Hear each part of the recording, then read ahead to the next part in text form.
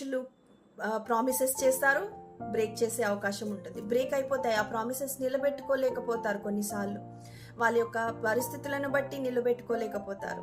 మన పట్ల వారు చేసే వాగ్దానాలు వాళ్ళు నెరవేర్చలేకపోతారు. కొన్ని దేవుని వాగ్దానాలు ఎన్నడూ కూడా మారవు. ఆయన వాగ్దానము చేసిన వాడు, ఆయన మనకు తప్పకుండా ఆ వాగ్దానాలు నెరవేర్స్తాడు.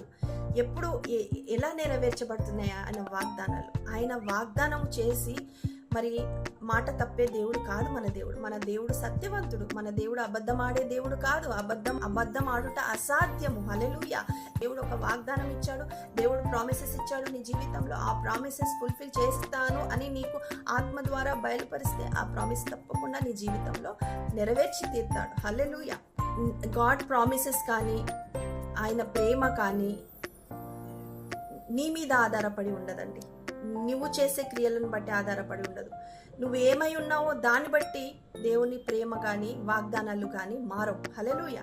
నువ్వు ఎలా ఉన్నా, నువ్వేమై ఉన్నా ఆయన వాగ్దానాలు నీ పట్ల మారవు, ఆయన ప్రేమ నీ పట్ల మారదు. ఆయన ప్రేమ కండిషనల్ కాదు.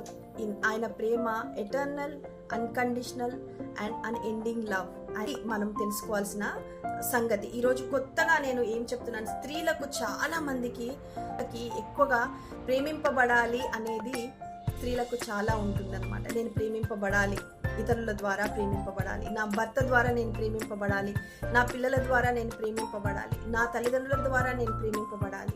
అందుకే దేవుడు వాక్యంలో చెప్పాడు అనమాట. ఆజ్ఞ ఇచ్చినప్పుడు పురుషునికి ఏం చెప్తాడు? స్త్రీకైతే నీ భర్తను గౌరవించాలని దేవుడు స్త్రీకి ఆజ్ఞ ఇచ్చాడు. కానీ భర్తకు ఏం ఆజ్ఞ ఇచ్చాడు? భార్య పట్ల భార్యను ప్రేమించమని దేవుడు ఆజ్ఞ ఇచ్చాడు.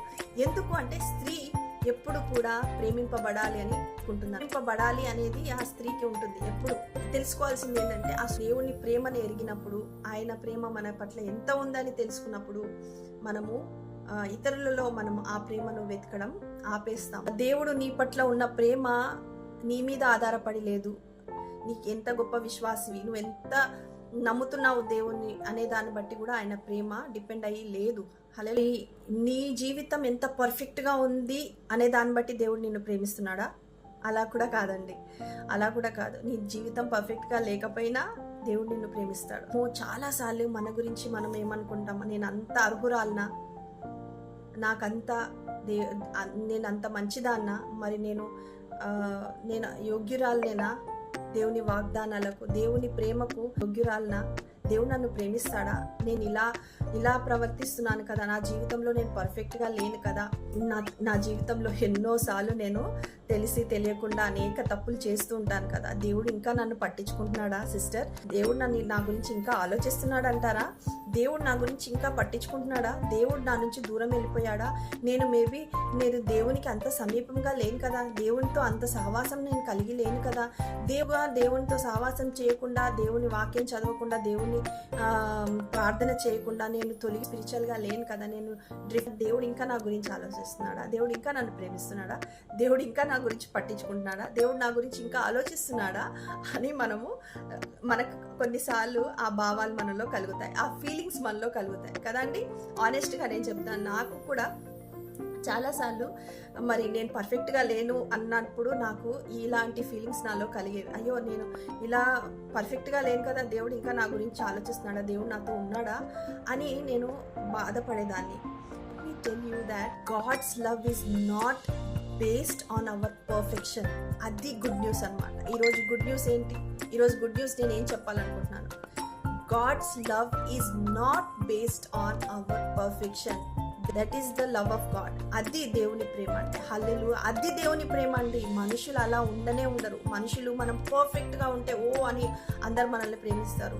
తప్పులు చేయగానే అందరూ మన దగ్గర నుంచి దూరం వెళ్ళిపోతారు. కానీ దేవుడు అలా కాదండి. హల్లెలూయా. Praise God.